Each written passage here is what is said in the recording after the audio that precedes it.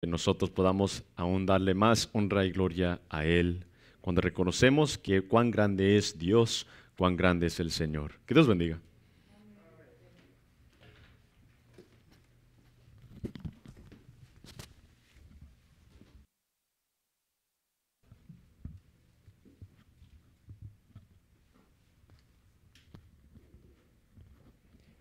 Paz de, Paz de Cristo, hermanos. ¿Cómo estamos en esta tarde? Bendecidos, hermano. Amén.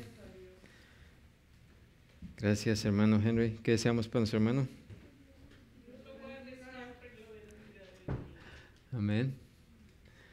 Bueno, pues vamos a continuar con lo que sigue, que es el mensaje de la palabra de Dios. Para ello les pido que vayan alistando sus Biblias al capítulo 6 de Romanos. Y hoy vamos a estar observando los versículos del 15 al 23. Pero antes de comenzar, voy a pedir a nuestro hermano Luis, que nos acompaña desde Palmdale, que nos lleve en una oración. Amén, hermano Luis. Amén, hermano Luis. Vamos a orar en este momento. Gloria al Señor. Amén.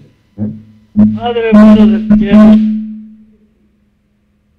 Señor, alabamos y glorificamos su nombre, porque usted, Señor, es digno de toda la gloria y de toda la alabanza, Señor. Al mismo tiempo, Señor, ponemos a tu siervo, Señor, que va a traer la palabra, Señor, la enseñanza de la Biblia. Y eso es algo muy esencial para cada uno de nosotros, Señor. Te suplicamos, Padre, que esa palabra llegue, Señor, a corazones sensibles, Señor, para que cambien, Señor, su manera y puedan de esa manera aceptar a Jesucristo como su Salvador. Le damos gracias, Señor, por esto, Señor, y una vez más a usted, Señor, le damos la gloria desde hoy para siempre. Amén. Amén. ¿Qué deseamos para nuestro hermano Luis? Que Dios lo bendiga. Amén. Que Dios lo bendiga. Romanos 6, versículos 15 al 23 dicen: ¿Qué pues? ¿Pecaremos porque no estamos bajo la ley, sino bajo la gracia? En ninguna manera. ¿No sabéis que si os sometéis a alguien como esclavos para obedecerle, sois esclavos de aquel a quien obedecéis? Sea del pecado para muerte o sea de la obediencia para justicia. Pero gracias a Dios que aunque erais esclavos del pecado, habéis obedecido de corazón aquella forma de doctrina a la cual fuisteis entregados y libertados del pecado. Y libertados del pecado viniste a ser siervos de la justicia. Hablo como humano por vuestra humana debilidad, que así como para iniquidad presentasteis vuestros miembros para servir a la inmundicia y a la iniquidad, así ahora para santificación presentad vuestros miembros para servir a la justicia. Porque cuando erais esclavos del pecado, erais libres acerca de la justicia. Pero ¿qué fruto teníais de aquellas cosas de las cuales ahora os avergonzáis? Porque el fin de ellas es muerte, mas ahora que habéis sido libertados del pecado y hechos siervos de Dios, tenéis por vuestro fruto la santificación y como fin la vida eterna, porque la paga del pecado es muerte, mas la dádiva de Dios es vida eterna en Cristo Jesús, Señor nuestro. Amén. Pueden ocupar su lugar. Y continuamos aquí en esta segunda parte del capítulo 6 de Romanos, donde el apóstol Pablo nos sigue hablando acerca de la santificación, de lo que ocurre después de la justificación, que es la santificación. Es el proceso en el cual Dios nos conforma más a su imagen y semejanza. Amén. Es un proceso que lleva toda la vida o hasta que el Señor venga.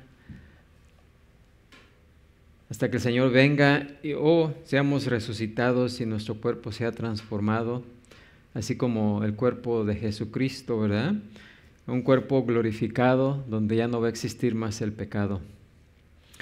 Y hablando del pecado, sabemos que es lo que Sabemos que el pecado es el poder más devastador que existe, que jamás haya entrado en la raza humana. De hecho, su malignidad corrompió la creación entera. Como nos dice Romanos 8:22, que la creación gime aún y aún está con dolores de parto hasta ahora. La Biblia describe el pecado en diferentes maneras, también describe sus efectos de muchas maneras. Se refiere al pecado como algo que envilece y contamina el alma. Nos dice que es para el alma humana lo que la corrosión es a un metal precioso o las emanaciones de humo tóxico que cubren un cielo hermoso. El pecado es llamado de diferentes maneras en la Escritura. Es llamado trapo asqueroso en Isaías 30:22 y es comparado al veneno de serpientes y a ponzoña cruel de áspides, Deuteronomio 32:33. Aún ciertas cosas que los hombres consideran justas son como trapo de inmundicia ante los ojos de Dios, como nos dice Isaías 64:6 y Zacarías 3:3 y 4. Pablo se refiere al pecado como toda contaminación de carne y de espíritu en 2 Corintios 7:1, y a los pecadores como aquellos cuyas mentes y conciencias están corrompidas, Tito 1:15. La Biblia también nos dice que el pecado es rebelde, ignora y hasta pisotea la palabra de Dios. Alguien ha llamado al pecado el asesino pretendido de Dios, o el que pretende asesinar a Dios, porque si le fuera posible, el pecado le gustaría destruir a Dios al lado de su justicia y a su justicia. El pecado es ingrato, se niega a reconocer a Dios como la fuente de toda buena dádiva. El pecador se sacia de las generosas provisiones de Dios que están a su alrededor, pero no da crédito y mucho menos da gracias a Dios por esas cosas. Toma las bendiciones de Dios y las utiliza para servirse a sí mismo y a Satanás, tal y como lo hizo el hijo Absalón, el hijo de David, que al mismo tiempo que lo estaba besando, ¿verdad?, al mismo tiempo estaba maquinando planes para usurpar su trono. El pecado es incurable, es una enfermedad incurable frente a los esfuerzos y la capacidad del hombre mismo. Aun si el hombre caído quisiera deshacerse del pecado, no podría hacerlo, como nos dice la Escritura, así como al etíope le resulta imposible mudar su piel y al leopardo sus manchas, de esa misma manera al ser humano le es imposible deshacerse del pecado. El pecado es opresivo y se cierne sobre toda la humanidad caída como las tinieblas sobre la noche. Domina la mente, los afectos y la voluntad. El pecado trae control satánico, porque todo pecado contribuye a los fines del príncipe de la potestad del aire, nos dice Efesios 2:2. Todo pecador no redimido es un hijo espiritual del diablo. Aunque el pecado promete satisfacción, en lugar de ello trae miseria, frustración y desesperanza. Lo peor de todo es que el pecado condena al alma no redimida al infierno. En su visión en la isla de Patmos, el apóstol Juan vio, allá en Apocalipsis 20:12, dice que vio a los muertos grandes y pequeños de pie ante Dios, y los libros fueron abiertos, y otro libro fue abierto, el cual es el libro de la vida, y fueron juzgados los muertos por las cosas que están escritas en los libros, según sus obras. Y el mar entregó los muertos que había en él, y la muerte y el Hades entregaron los muertos que había en ellos, y fueron juzgados cada uno según sus obras, y la muerte y el Hades fueron lanzados al lago de fuego. Esta es la muerte segunda, y el que no se halló inscrito en el libro de la vida fue lanzado al lago de fuego. Con la única excepción de Jesucristo, todo ser humano nacido en este mundo ha nacido con una naturaleza pecadora. El hombre natural y no redimido está bajo la tiranía del pecado. El pecado controla sus pensamientos, palabras, acciones, su total existencia. Jesús declaró que todo aquel que hace pecado, esclavo es del pecado, Juan 8:34, y puesto que toda persona no salva es incapaz de cometer algo que no sea pecado, toda persona no salva es un esclavo del pecado. Como Pablo señala, nos muestra en este pasaje, el hombre natural es un esclavo voluntario del pecado. Los hombres prueban esa verdad todos los días de sus vidas al rechazar la luz de Dios con la que cuentan, porque cuando la luz vino al mundo, el hombre prefirió ¿qué? Las tinieblas. Aunque las personas no regeneradas quieran con frecuencia escapar de las consecuencias desagradables y destructivas de sus pecados, no están dispuestas a renunciar a esos mismos pecados que tanto le apetecen. Pablo empezó la principal sección de esta epístola con la solemne declaración. Allá en el primer capítulo, en versículos 18 al 20, dice: la ira de Dios se revela desde el cielo contra toda impiedad e injusticia de los hombres, que detienen con injusticia la verdad, porque lo que de Dios se conoce les es manifiesto, pues Dios se lo manifestó, porque las cosas invisibles de Él, su eterno poder y deidad, se hacen claramente visibles desde la creación del mundo, siendo entendidas por medio de las cosas hechas, de modo que no tienen excusa. El pecado es una realidad terrible, devastadora, que destruye vidas y condena las almas, que crece en el corazón de todo ser humano no redimido como un cáncer incurable.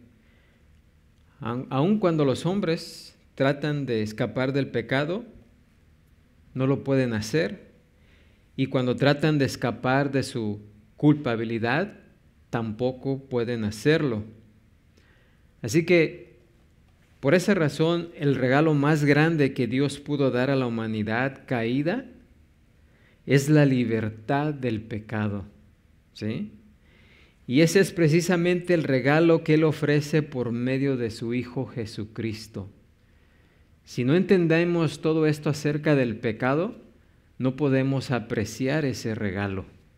Para poder apreciar ese regalo necesitamos conocer lo devastador que es el pecado, para realmente estar agradecidos por lo que Dios ha hecho al rescatarnos del pecado, al habernos liberado del pecado.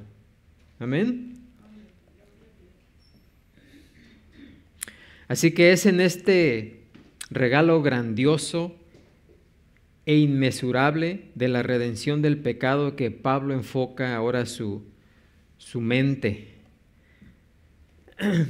Y al seguir con su discurso sobre la santificación, Pablo en primer lugar hace que sus lectores creyentes recuerden su nueva servidumbre a la justicia adquirida mediante su confianza en Jesucristo. Y la lección primordial de estos versículos del 15 al 23 es que los creyentes en Jesucristo deben vivir en sujeción total a Cristo y su justicia y no retroceder y caer en sus pecados pasados, los cuales ya no tienen derecho sobre ellos. Puesto que hemos muerto en Cristo al pecado y hemos sido resucitados con Él a la justicia, como vimos en el pasaje anterior, ya no nos encontramos bajo el dominio del pecado, sino que ahora estamos bajo el señorío de la justicia de Dios, ¿sí? Debido a que el creyente tiene una nueva relación con Dios, también tiene una nueva relación con el pecado.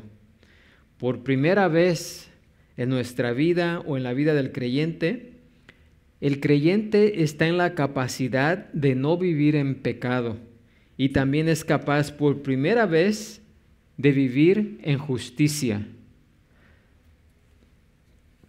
Así que el creyente por primera vez puede decidir pecar o no pecar.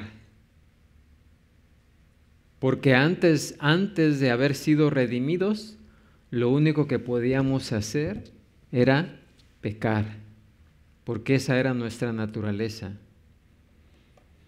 Así que Pablo presenta aquí en este pasaje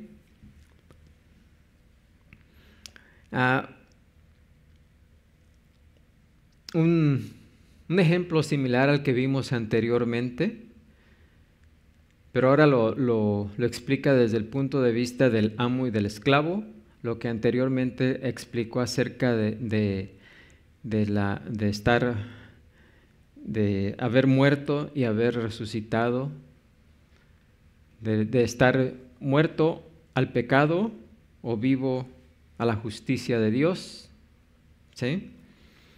Que utiliza pues el mismo bosquejo paralelo al que vimos en los versículos del 1 al 10, y aquí presenta otra vez al antagonismo o al opositor. Nos da la respuesta, nos presenta el axioma, el argumento y lo absoluto. Y esos son los puntos que vamos a ver, comenzando con el antagonismo o lo que se conoce como el opositor, ¿sí? Pablo, siempre que predicaba la palabra de Dios, siempre se presentaba y tenía que tratar con alguien que no estaba de acuerdo con él, que es el opositor, el antagonista, ¿sí? Y precisamente aquí, ese opositor, ese antagonista, dice, ¿qué pues? Porque Pablo predicaba la salvación por gracia. Así que siempre se encontraba con personas que estaban opuestas a la gracia, como lo están hoy en día. Siempre que se predique la salvación por medio de la gracia, siempre nos vamos a topar con antagonistas, con opositores, que van a hacer exactamente esta pregunta. Pablo, anticipándose, hace esa pregunta: ¿qué pues? ¿Pecaremos porque no estamos bajo la ley, sino bajo la gracia? Y con esta pregunta breve, ¿qué pues? El apóstol se anticipa nuevamente a las conclusiones falsas de sus opositores, que no estaban de acuerdo con lo que Pablo estaba predicando acerca de la gracia. De que ahora no estamos bajo la ley, sino bajo la gracia. Para estas personas que se oponen a la doctrina de la gracia, la idea de no estar más bajo la ley, sino bajo la gracia, era equivalente a quedar libre de toda restricción moral. O sea, piensan que ya no es necesario obedecer la ley, y si la gracia de Dios cubre todos los pecados, argumentan ellos, entonces los creyentes están perfectamente libres de hacer lo que les plazca. ¿Sí? Para los legalistas judíos, por el otro lado, creían que la obediencia a la ley de Dios era el único camino de salvación.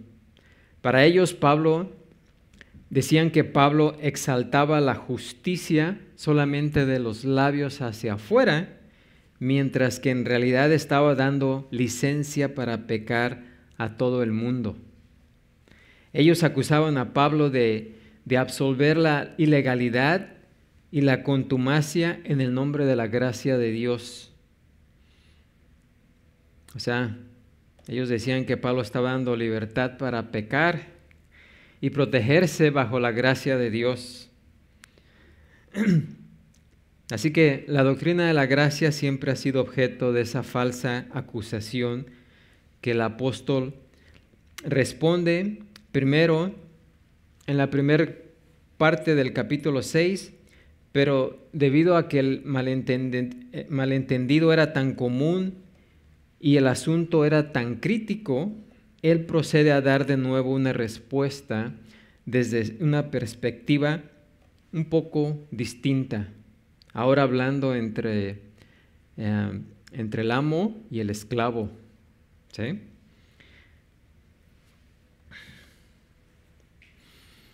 La doctrina de salvación por la gracia de Dios que obra únicamente a través de la fe del hombre y aparte de obras de cualquier tipo es lo más alejado, es lo más alejado de una licencia para pecar que pueda existir, ¿sí? La doctrina de la gracia no le da licencia a nadie para pecar. Al contrario, ¿sí? Como dijo Pablo anteriormente, si estamos muertos al pecado, ¿cómo es que muertos al pecado vamos a seguir viviendo en pecado? ¿Sí? No se puede. Si hemos muerto al pecado, ya no podemos vivir en el pecado. O sea, es contradictorio. Y aquí, como nos va a explicar, si nosotros decidimos ser esclavos de alguien, solamente vamos a obedecer a ese alguien, ¿sí? Porque un esclavo no puede hacer otra cosa que su amo no diga. Así que si voluntariamente nos sometemos a un amo, vamos a hacer la voluntad de ese amo. Si nos sometemos a la voluntad de Satanás, pues solamente vamos a ¿qué? Pecar. Pero si voluntariamente nos sometemos a Dios, nos vamos a hacer esclavos de la justicia de Dios, ¿sí?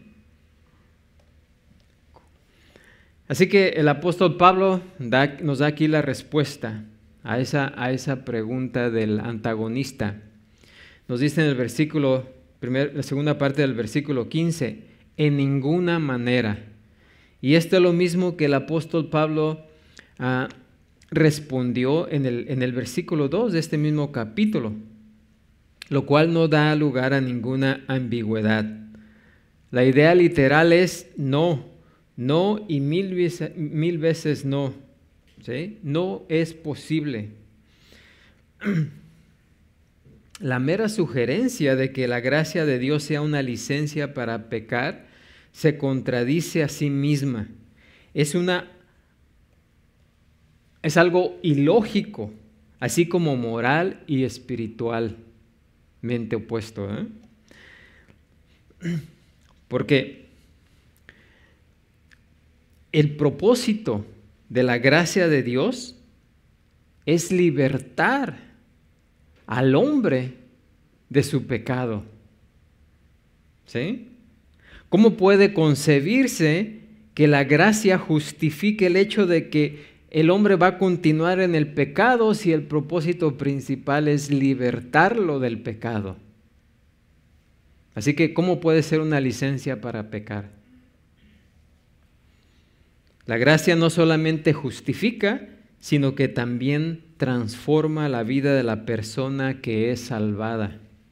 No solamente dice, ¿eres salvo? Porque eso serían nomás palabras, pero que transforma el alma de la persona, ¿sí? Es una transformación y no solamente una declaración. Es ambas, es una declaración, pero al mismo tiempo es una ¿qué? Transformación. Todo aquel que es salvado es transformado, ¿sí?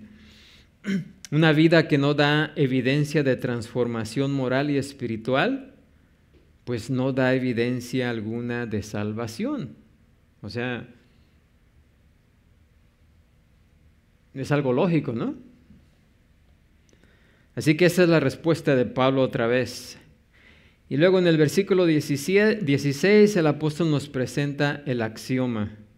Y dice, ¿no sabéis que si os sometéis a alguien como esclavos para obedecerle, sois esclavos de aquel a quien obedecéis, sea del pecado para muerte o sea de la obediencia para justicia? Miren ahí, por eso se llama un axioma. Está clarísimo. Un axioma es una verdad general que es tan evidente por sí misma que no necesita ser probada. ¿Sí? Dice Pablo, ¿no sabéis? Esa expresión es claramente una expresión retórica con la cual Pablo indica que sus lectores conocerían de inmediato la verdad de lo que estaba a punto de decir si solamente le dedicaban un poco de interés y seriedad. ¿Sí? ¿Y qué podría ser más obvio que el hecho de que si os sometéis a alguien como esclavos para obedecerle, pues claro, sois esclavos de aquel a quien obedecéis? Si voluntariamente dice el apóstol Pablo, si voluntariamente ustedes se someten a un amo para obedecerle, lógicamente que van a ser esclavos de esa persona a quienes ustedes voluntariamente se están sometiendo. ¿Sí? Si se someten voluntariamente al pecado, pues son esclavos del pecado. Pero si voluntariamente se someten a la justicia de Dios, van a ser ¿qué? Esclavos de la justicia de Dios. O sea, es lógico, es un axioma, o sea, no necesitamos probar nada ahí. Amén. Y la expresión sometéis indica precisamente decisión voluntaria de obediencia a un amo, y esto hace todavía más obvio el punto que Pablo quiere establecer. Por definición, todos los esclavos, en particular aquellos que lo son por voluntad propia, están forzados a una obediencia total a su amo, aquel a quien obedecen. ¿Sí? En veces tenemos la idea errónea de lo que era la esclavitud en aquel tiempo. Pero miren, cuando una persona incurría en deuda, voluntariamente esa persona iba con aquel al que le debía y le decía, voy a trabajar para pagarte. Lo que hoy diríamos, ¿no? Voluntariamente se sometía a esa persona para pagarle lo que le debía. Y en aquel tiempo se conocía como un esclavo. Pero hoy, miren, por causa de las deudas que incurrimos, también nos esclavizamos voluntariamente. ¿Sí o no? Y obedecemos voluntariamente las órdenes de nuestros patrones en los trabajos, ¿sí? Porque decidimos trabajar ahí. Fíjense, cuando tenemos un empleo, el empleador nos dice, mira, te voy a pagar tanto y esto es lo que vas a hacer. Voluntariamente aceptamos lo que nos van a pagar y voluntariamente estamos dispuestos a obedecer, ¿qué? Sus órdenes. ¿Sí? O sea, hoy le llamamos empleados, pero anteriormente se llamaban ¿qué? Esclavos. Así que una persona que no está obligada de esa manera, pues no es un esclavo. Si usted decide, ¿sabes qué? Yo no, ya, como dicen aquí, cuiteo, no trabajo más aquí, ya no va a ser esclavo de esa persona o empleado de esa persona. ¿Sí? Así que el apóstol aplica el axioma al estilo de vida de los creyentes, al tema de la vida santificada acerca del cual nos ha venido enseñando en los versículos del 1 al 14. En relación a la voluntad de Dios, una persona salva tiene dos opciones únicamente, bien sea por el pecado, que equivale a desobedecerle, dice aquí, o sea la de la obediencia a Él. Así que el patrón general de vida de una persona prueba quién es su verdadero amo y Señor. Según nos comportemos, damos evidencia de quién a quién estamos sirviendo, si al pecado o a Cristo. Nuestra vida caracteriza o se refleja o podemos ver a quién de los dos servimos. No podemos servir a los dos. O servimos a uno o servimos al otro, pero no podemos servir a los dos. Amén. Pero el resultado final de la primera esclavitud, nos dice aquí Pablo, que es muerte. Si decidimos ser siervos del pecado, vamos a obtener como resultado, ¿qué? La muerte. Tanto física como espiritual. Mientras que si decidimos servir a Cristo, hacernos esclavos de su justicia, entonces vamos a ser esclavos de la justicia y de la vida ¿qué? Eterna. Y por consecuente, de la vida eterna. En otras palabras. Pablo nos declara en Efesios 2:10 que los creyentes somos hechura de Dios, creados en Cristo Jesús para buenas obras, las cuales Dios preparó de antemano para que anduviésemos en ellas. Una vida habitualmente injusta no puede ser una vida cristiana. ¿Sí? En el pasaje anterior, Pablo describió esta misma verdad desde otra perspectiva. ¿Sí? En la vida no regenerada de la vida de Adán, el pecado y la muerte reinan, mientras que en la vida redimida, la vida en Cristo, reinan la justicia y la vida eterna. Así que este pasaje es similar al pasado, ¿sí? Utilizando otro ejemplo. ¿Amén? Así que no hay alternativa. No hay un terreno neutral. O somos dominados por el pecado, lo cual significa que nos encontramos bajo el dominio de Satanás, o somos dominados por la justicia, lo cual quiere decir que estamos bajo el señorío ¿de quién? De Cristo. Amén.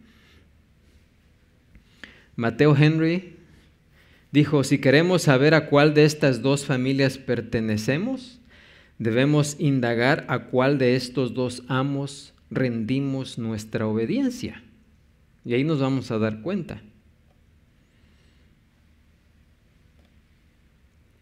Aunque la mente natural no quiera aceptar esto y se rehúse, ningún ser humano es su propio amo.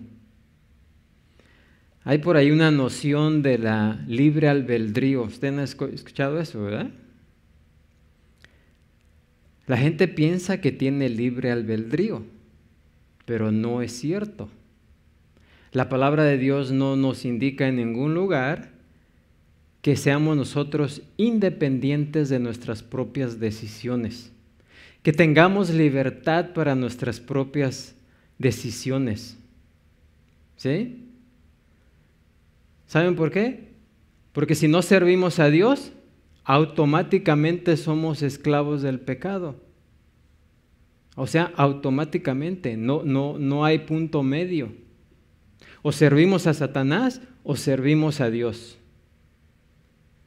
Si servimos a Satanás, que es lo que hacíamos antes de haber sido redimidos, lo único que vamos a hacer es pecar. Podemos escoger, pero dentro de pecar solamente. Solamente podemos escoger hacer el mal o hacer las cosas mal. Amén. Así que no tenemos realmente libre albedrío, como algunas personas, yo puedo decidir, no hay tal cosa en la Escritura, ¿sí?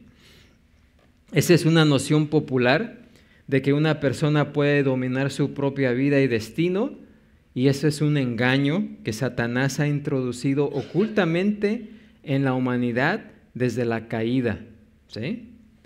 De hecho, fue por medio de esa mentira que Adán y Eva fueron atraídos para cometer ese primer pecado. ¿Qué les había dicho Dios? Dios les dio una orden porque Él era el amo, ¿sí? ¿Y qué hicieron ellos? Escucharon la orden del otro y cayeron. ¿Amén?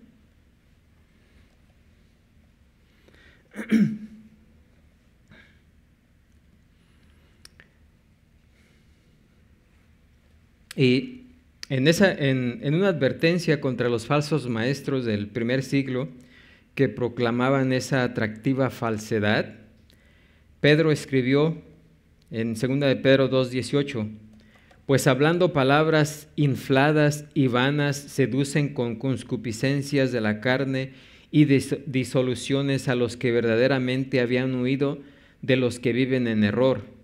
Les prometen libertad y son ellos mismos esclavos de corrupción, porque el que es vencido por alguno es hecho esclavo del que lo venció, ¿sí? Si el pecado nos vence todo el tiempo, o sea, no quiere decir que de vez en cuando, sino si el pecado nos vence todo el tiempo, pasamos a ser ¿qué? Esclavos del pecado. ¿Se acuerdan en las guerras? Cuando el ejército perdía, los capturaban a todos y se los llevaban como esclavos. Lo mismo sucede, si perdemos la guerra contra el pecado, nos va a cautivar y nos va a obligar ¿a qué? A pecar, a ser esclavos del pecado. Si reconocemos honestamente la realidad de la situación del hombre, vamos a ver que resulta obvio que los seres humanos no somos criaturas independientes. No somos y no podemos ser libres en el sentido en que el mundo lo define, ¿sí? O en el sentido en el que el mundo valora la libertad, ¿sí? Aunque muchas personas se opongan a esas afirmaciones de Cristo porque tienen miedo de verse en la necesidad de renunciar a sus adoradas libertades. Algunos dicen, no, yo no voy a aceptar a Cristo porque entonces voy a perder mi libertad. La gente piensa que tiene libertad, pero ningún ser humano tiene libertad. Cree que la tiene, pero no tiene libertad. Y tienen temor que si vienen a Cristo van a perder sus libertades. Al contrario, están esclavizados y cuando venimos a Cristo entonces sí obtenemos la libertad, porque por primera vez vamos a poder escoger entre pecar y no pecar, y esa es la libertad, ¿sí? Pero ¿qué libertad va a ser cuando estamos de este lado y solamente pecamos? No hay libertad. Así que esa manera de pensar, ¿verdad?, de algunas personas, no están perdiendo su libertad. Al contrario, se están quedando en la esclavitud del pecado. Porque realmente el ser humano no redimido no tiene libertad. Está atado y esclavizado al pecado y la única cosa que puede hacer es pecar. Sus únicas decisiones concretas tienen que ver con cuánto, cómo, por qué y a qué grado van a pecar. También debería ser evidente por sí mismo el hecho de que ningún ser humano puede ser esclavo de dos amos, como dije anteriormente. Jesús lo dijo claramente, ninguno puede servir a dos señores, porque o aborrecerá al uno, o amará al otro, o estimará al uno y menospreciará al otro. No podéis servir a Dios y a las riquezas en ese caso. Pero lo mismo aplica, no podéis servir a Dios y al pecado. ¿sí? No podemos servir a dos amos. O estamos con Satanás o estamos con Dios, pero no podemos estar en medio.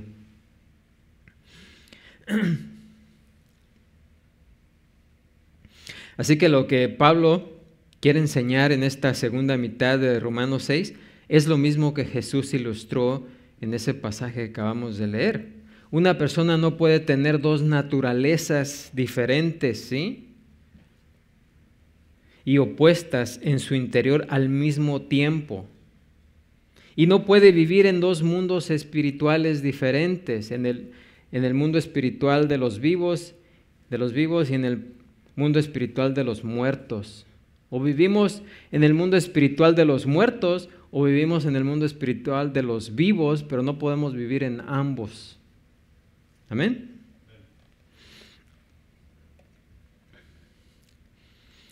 Y aquí, o bien somos esclavos del pecado, lo cual ha sido desde nuestro nacimiento natural, o ser esclavos de la justicia, lo cual llegamos a ser por el nuevo nacimiento.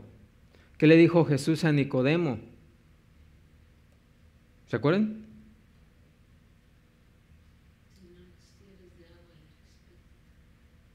Si no nacieres de nuevo, ni siquiera puedes poner un pie en el reino de Dios. Hay que nacer de nuevo. Ahora, Pablo no está hablando aquí de una obligación moral y espiritual, ¿sí? No es que estemos obligados a obedecer a Dios, ¿sí? Es que cuando nos cambió la naturaleza, no estamos obligados, es lo que queremos hacer. ¿Amén? Así que, ¿cómo vamos a continuar pecando si ya no tenemos esa naturaleza que teníamos anteriormente? ¿Sí? Así que Pablo no está hablando aquí de una obligación moral y espiritual, sino de una realidad moral y espiritual. Al mismo tiempo, Dios no solamente nos capacita, sino que nos transformó para que podamos obedecer. Una persona no redimida está completamente incapacitada de poder obedecer a Dios. ¿Sí? Así que Él nos está diciendo que los creyentes deban admirar la justicia o desear la justicia o practicar la justicia, aunque por supuesto deberían hacer esas cosas. No está enseñando aquí que un cristiano tenga que ser un esclavo de la justicia, sino que todo cristiano, por creación divina, es hecho un siervo de la justicia y no puede ser otra cosa que eso. Amén. Pablo está diciendo aquí exactamente lo que Juan dice en su primera carta de 1 Juan 3, 9 al 10. Fíjense, exactamente. Todo aquel que es nacido de Dios no practica el pecado, porque la simiente de Dios permanece en él y no puede pecar porque es nacido ¿qué? De Dios. En esto se manifiestan, fíjense otra vez, en esto se manifiestan los hijos de Dios y los hijos del diablo. Todo aquel que no hace justicia y que no ama a su hermano no es de Dios. O sea, la persona que persevera en pecar da evidencia de que no es de Dios. Simple y sencillamente. Y esto no quiere decir que el creyente no peque. Nunca. Pero si su patrón de vida es solamente de pecar, automáticamente está dando evidencia de que no ha nacido de nuevo.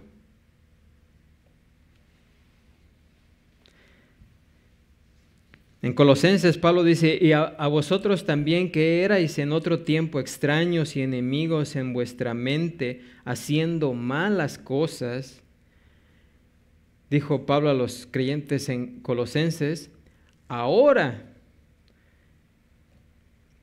os ha reconciliado, o sea, ahora Jesús, el Hijo, os ha reconciliado en su cuerpo de carne por medio de la muerte, para presentaros santos y sin mancha e irreprensibles delante de Él. Colosenses 1, 21 y 22. En otras palabras, el cristiano, o para el cristiano, la vida de injusticia, de alienación y enemistad hacia Dios es cosa del pasado. Ya no somos enemigos, más bien ya Dios ya no es nuestro enemigo. ¿Sí? Así que la vieja manera pecaminosa de vivir no puede continuar siendo la característica de un creyente verdadero. La obediencia a Dios en una vida justa es una cosa cierta en la vida de una persona verdaderamente justificada. Ahora, a causa de la infidelidad temporal, puede parecer en algunas ocasiones que la obediencia pecaminosa domina la vida de un cristiano, pero un creyente verdadero no puede continuar en desobediencia de manera indefinida, ¿sí? Porque es algo totalmente opuesto a su nueva y santa naturaleza, la cual no puede soportar indefinidamente el hecho de vivir en pecado. Así que en veces tenemos infidelidad temporal. Todos somos infieles, pero temporalmente no podemos permanecer en esa infidelidad por siempre si somos verdaderos creyentes. ¿Amén? Juan hace un énfasis en esa verdad también en su primera epístola. Dice: si decimos que tenemos comunión con Él y andamos en tinieblas, pues mentimos y no practicamos la verdad. El que dice yo le conozco y no guarda sus mandamientos, el tal es mentiroso y la verdad no está en él. Todo aquel que es nacido de Dios no practica el pecado, porque la simiente de Dios permanece en él y no puede pecar porque es nacido de Dios. ¿Sí? Primera de Juan 1:6, 2:4 y 3:9. Amén. Así que ahí tenemos el opositor que presenta esta pregunta: ¿qué pues? ¿Pecaremos porque no estamos bajo la ley, sino bajo la gracia? Ahora podemos ver y decir: en ninguna manera. Amén. La respuesta que da Pablo aquí: en ninguna manera. Y luego Pablo nos presentó el axioma, ¿verdad? O sea, ¿no sabéis que si os sometéis a alguien como esclavos para obedecerle, sois esclavos de aquel a quien obedecéis, sea del pecado para muerte o sea de la obediencia para justicia? Amén. Si voluntariamente nos sometemos a alguien para servirle, somos esclavos de esa persona. Por eso, cuando venimos a Cristo, confesamos nuestro pecado y reconocemos a Jesús como el Señor, como el amo de nuestras vidas. Voluntariamente nos sometemos al señorío de Cristo, ¿sí? Es cierto que Dios nos salva. La salvación es completamente de Dios, pero no ocurre involuntariamente, ¿sí? Está incluida nuestra voluntad ahí cuando lo aceptamos a Él, cuando decidimos más bien servirle a Él. Amén. Y en ese momento pasamos a ser esclavos de la justicia. ¿Sí? Nunca podemos ser libertados de algo y vivir como querramos. ¿Se acuerdan cuando Dios le dijo a Moisés que fuera con el faraón? ¿Qué le dijo Moisés al faraón? ¿O cuál fue la instrucción de Dios a Moisés para el faraón? Dejad ir a mi pueblo. Dios no estaba nomás libertando al pueblo de la esclavitud de Egipto, sino que le dijo: dejadlos ir. ¿Para qué? Me sirvan en el desierto. ¿Sí? O sea, no lo estaba nomás libertando de la esclavitud de Egipto para soltarlos en el desierto y quisieran todo lo que quisieran. No, el propósito era sacarlos de Egipto, de la esclavitud de Egipto, para que les sirvieran a Dios. Amén. Y con eso vamos a terminar ahí, porque ya se nos acabó el tiempo. Amén. Vamos a continuar con 1 Corintios 11:23, porque hoy, siendo el primer domingo del mes, vamos a celebrar la Cena del Señor, y para ello voy a leer el pasaje del 23 en adelante, donde el apóstol Pablo recibió precisamente esa revelación. Jesús le dio las instrucciones a Pablo de esta ordenanza que Jesús estableció, de esta ordenanza de las dos que Jesús dejó para su iglesia, ¿verdad? La ordenanza de la Cena del Señor y del bautismo. Y dice, porque yo recibí del Señor lo que también os he enseñado, que el Señor Jesús, la noche que fue entregado, tomó pan, y habiendo dado gracias, lo partió y dijo, tomad, comed, esto es mi cuerpo que por vosotros es partido, haced esto en memoria de mí. Asimismo tomó también la copa después de haber cenado, diciendo, esta copa es el nuevo pacto en mi sangre, haced esto todas las veces que la bebieres en memoria de mí. Así pues, todas las veces que comieres este pan y bebieres esta copa, la muerte del Señor anunciáis hasta que Él venga. De manera que cualquiera que comiere este pan o bebiere esta copa del Señor indignamente, será culpado del cuerpo y de la sangre del Señor. Por tanto, pruébese cada uno a sí mismo y coma así del pan y beba de la copa, porque el que come y bebe indignamente sin discernir el cuerpo del Señor, juicio come y bebe para sí. Por lo cual hay muchos enfermos y debilitados entre vosotros y muchos duermen. Si pues os examinásemos a nosotros mismos, no seríamos juzgados, mas siendo juzgados somos castigados por el Señor, para que no seamos condenados con el mundo. Así que, hermanos míos, cuando os reunís a comer, esperaos unos a otros. Si alguno tuviere hambre, coma en su casa, para que no os reunáis para juicio. Las demás cosas las pondré en orden cuando yo fuere. Así que aquí tenemos la ordenanza que Pablo recibió directamente de Jesús concerniente a la Cena del Señor. Y esto tiene que ver, recuerden que Jesús cambió la celebración de la Pascua. Ya no celebramos la Pascua porque como creyentes no fuimos sacados de la esclavitud de Egipto, como Israel. Pero sí fuimos sacados de la esclavitud del pecado, lo que estamos hablando aquí en Romanos, ¿sí?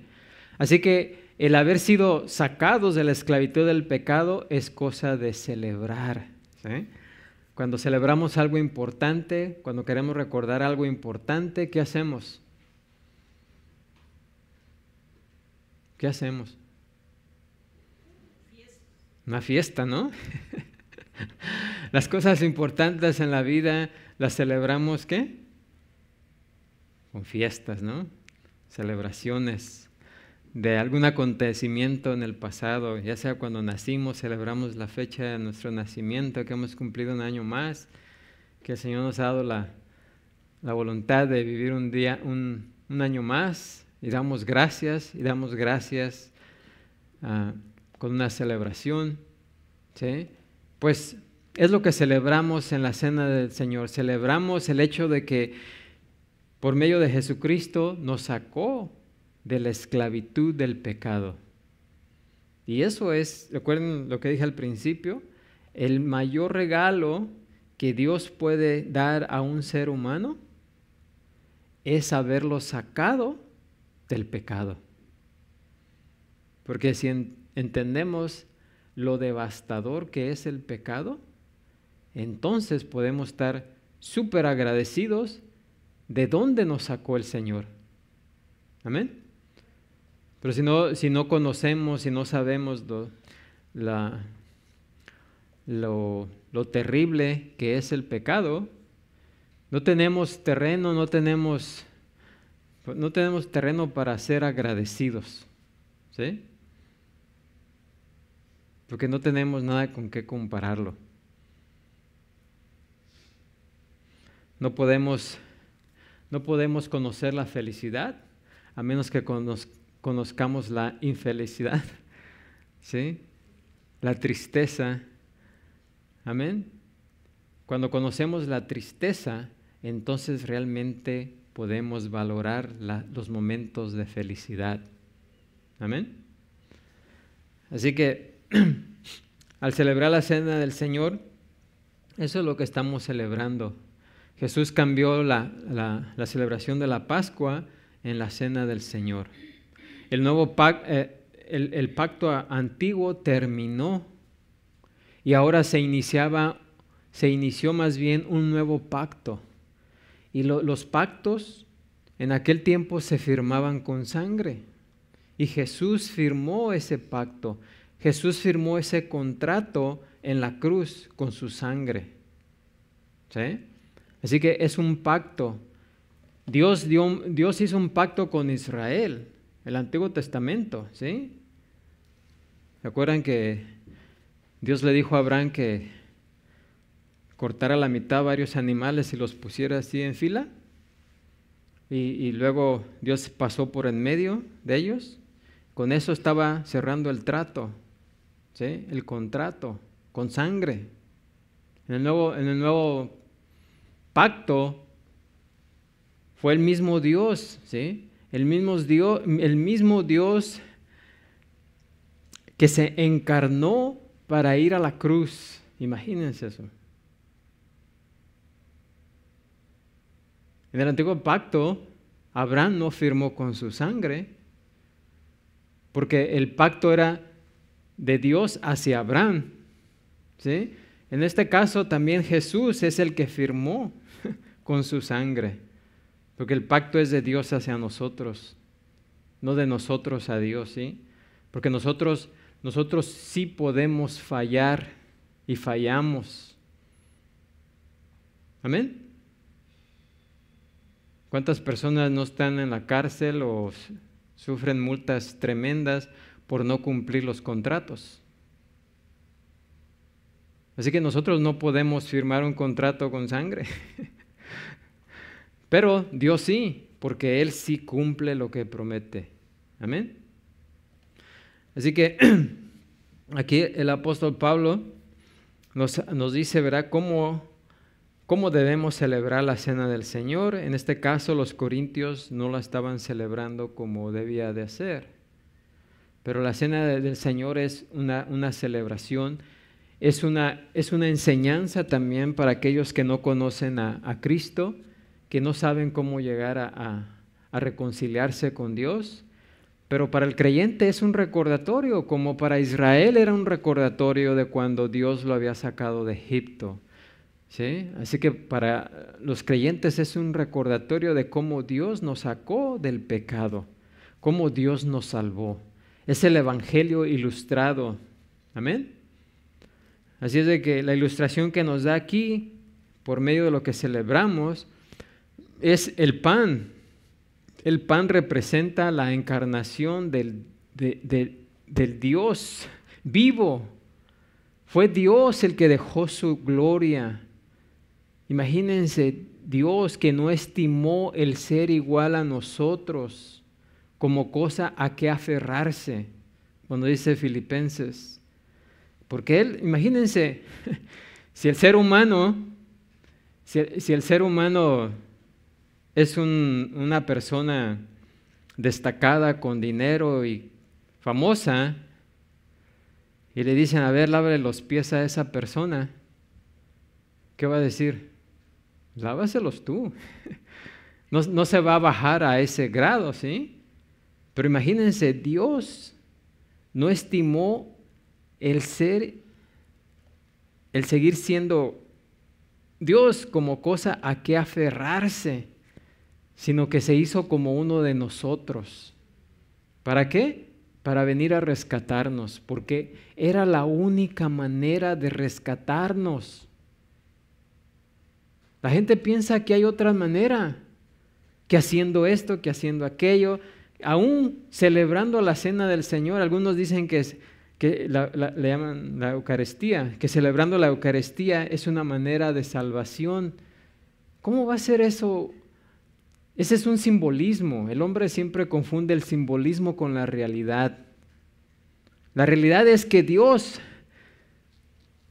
se encarnó, vino al mundo. Él no nació, Jesucristo no nació. Dios se encarnó y vino al mundo en forma de bebé, ¿sí? Entró a este mundo en esa manera. Y eso es precisamente lo que representa el pan, el cuerpo de Cristo, su encarnación. Y para poder para poder reconciliarnos con Dios, necesitamos reconocer que Jesús es Dios. Nadie puede ser creyente verdadero si no reconoce que Jesús es Dios. Hay muchas personas allá, movimientos, religiones, que dicen que Jesús no es Dios, que nunca lo es. En ninguna manera Jesús dijo o declaró que Él era Dios. O sea, ¿están ciegos ¿están ciegos de la vista o qué? ¿O están sordos de los oídos?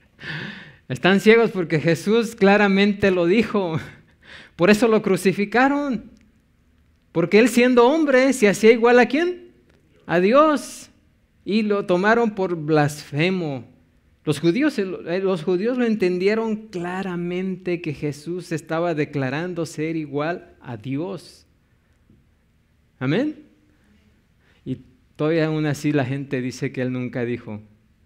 Así que cuando tomamos el pan al tomar el pan estamos diciendo que Jesús es Dios. Cuando nos comemos el pan, no solamente lo estamos viendo, no solamente lo estamos probando, sino que lo estamos afirmando. El comer es afirmación, ¿sí? Es una verdad que pasa a ser parte de nuestro ser. El vino representa el sacrificio de Jesús en la cruz, ¿sí? Que es el único medio que Dios estableció. Ningún otro ser humano ni nadie puede inventar su propio camino a Dios. Bueno, lo hacen, pero ninguno funciona. El único que funciona y es efectivo es lo que Dios hizo. Imagínense, si el hombre pudiera salvarse de otra manera, ¿por qué Dios iba a dejar su gloria para venir y humillarse como nosotros para ir a la cruz y morir la muerte más vergonzosa? ¿Ustedes creen que Dios no podía haberlo hecho de otra manera? ¿O permitir que el hombre llegara a la salvación de otra manera? ¿Que humillarse Él a tal grado? Bueno, cuando tomamos el vino estamos reconociendo que es el único medio de salvación. Y cuando lo tomamos hacemos esa verdad parte de nosotros. ¿Amén? Además aquí nos dice, ¿verdad? Que dice en versículo 24, y habiendo dado gracias lo partió y dijo, tomad, comed, esto es mi cuerpo que por vosotros es partido, haced esto en memoria de mí. ¿Sí? Así que lo hacemos en memoria de Él, de lo que Él hizo por nosotros. Y además dice, asimismo tomó también la copa después de haber cenado, diciendo, esta copa es el nuevo pacto en mi sangre. Haced esto todas las veces que la bebieres en memoria de mí. Así pues, todas las veces que comieres este pan y bebieres esta copa, la muerte del Señor anunciáis hasta que Él venga. Podríamos decir que podríamos traducir eso, todas las veces que comieres este pan y bebieres esta copa, el evangelio de Jesucristo anunciáis hasta que Él venga. ¿Sí? Porque eso es precisamente el evangelio en forma ilustrada. Amén. Ahora, antes de tomar el pan y el vino, nos dice Pablo aquí también que tenemos que confesar nuestros pecados. Ya no pedir perdón por nuestros pecados, porque nuestros pecados ya fueron perdonados, pasados, presentes y aún los que todavía no cometemos, que seguramente vamos a cometer. Amén. Ya están todos perdonados. Pero ahora solamente tenemos que confesarlos. ¿Qué quiere decir confesar? Decir lo que es. ¿Sí? Amén. Y si hacemos esto, nos dice, pues si nos examinásemos a nosotros mismos no seríamos juzgados, mas siendo juzgados somos castigados por el Señor para que no seamos condenados con el mundo. El creyente ya no puede ser condenado. Puede ser disciplinado, amén, pero no condenado. Así que confesamos nuestros pecados, ¿sí? Ya cuando nos bañamos, por así decirlo, ya no necesitamos, si nos ensuciamos los pies, ya no necesitamos bañarnos otra vez. Simplemente nos lavamos lo que nos ensuciamos. Amén. Eso quiere decir que cuando fuimos perdonados de todo nuestro pecado, ya no necesitamos otra vez pedir perdón, sino confesar nuestros pecados. Amén. Así que vamos a orar por los elementos y así vamos a pasar celebrar la cena del Señor. Padre Santo, Señor Todopoderoso, gracias te damos por la oportunidad que nos das, aun siendo indignos, Señor, de participar de tu mesa, pero gracias a ti, Señor, por el sacrificio que hizo tu Hijo en la cruz, nos has hecho